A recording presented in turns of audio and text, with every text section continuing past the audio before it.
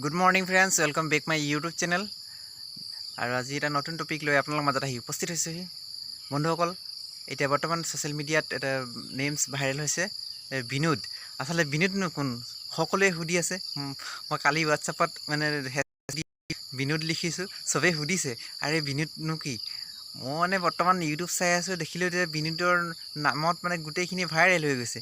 চ' বন্ধুসকল, এইটো এটা ট্ৰেণ্ড হয়। জাষ্ট অলপ দিনৰ আগতে এই জেচিপিক লৈ খুব ভাইৰেল হৈছিল।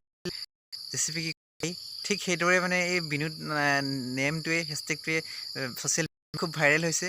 এটা ভিডিঅ' দেখিছোঁ যে বিনোদ নামটো লৈ 2 মিলিয়নছ ভিউ এদিনতে হৈ।